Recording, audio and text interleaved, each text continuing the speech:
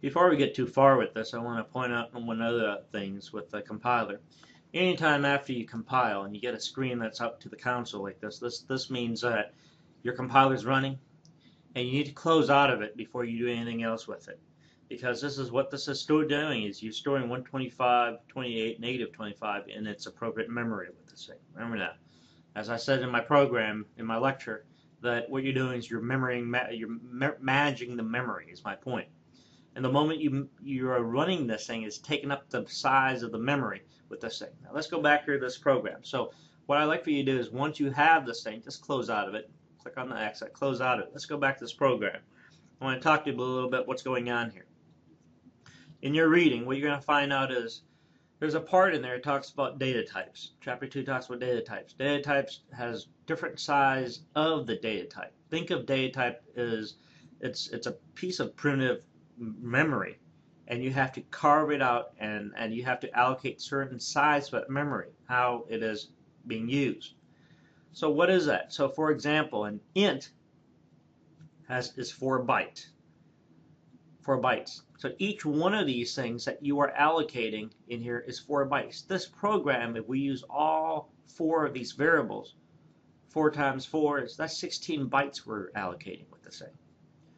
Of course, you have something that's also larger in this thing, is what's called a double. And double is an 8 byte. And you also have what's called a long. Long is also an 8 byte with it as well. So the key thing is I want to point out is different data type is one thing, but there's also an important thing is precision. Because if you take, for example, I'm going to block comment this thing, kind of talk to you about as we do this thing. If you take, for example, if you put in, rounding off, let's take, for example, your grade. At the end of the semester, let's say your average comes up to be 69.9. And I calculated this thing, and I used the data type for average as an int. But what does that come out to be as an int? It's going to come out as 69.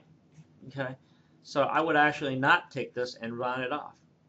So on the other hand, if I took that as a double, if this is a double, if your average is a double, that's 69.9, and I round it off to the whole number, it's going to be 70. You understand? So both of that, the key thing is I want to point out here is precision. Okay? And precision is the reason why we use the proper data type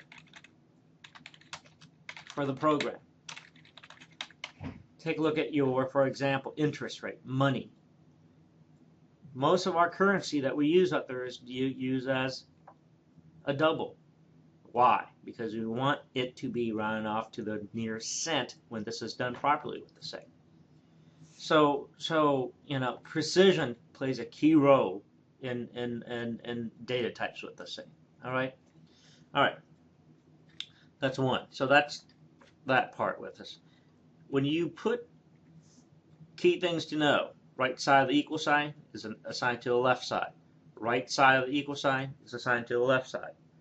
This entire formula, those of you that have ever worked in Microsoft Excel, this is how you write a formula. You start with an equal sign.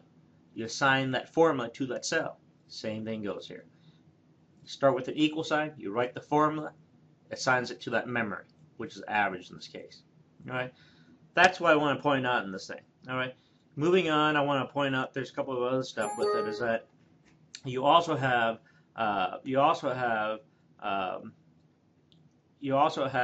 what is the number 4 is pretty much the same as number 5, right? You just go in, you change this as a double, and you change the value of this thing, and it should calculate it. So you should have no problem with number 4, on page 116.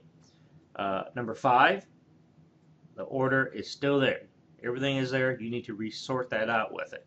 So if you just take a look at that, the key thing is the algorithm is you have to declare, allocate the memory. We're talking about number 5. All right, bottom of page 116. So same thing, same order, is you have to start out allocating the memory, prompt the user for the information, read in the information, and do something with that memory. So do something is involving for you to do something that is calculation, and the last step is to basically get it out. If you look at this algorithm, it's the same thing. It's basically we allocate memory, step 1. Instead of hard coding it in number 5, you're going to be prompting the user, reading its story in radius with this thing. Now this is the next part. Step 3 is you're going to allocate some memory. In step 5, you're going to output it to the screen. So if you follow that same algorithm with this thing, you should be okay with it. Okay? So I'm going to stop here.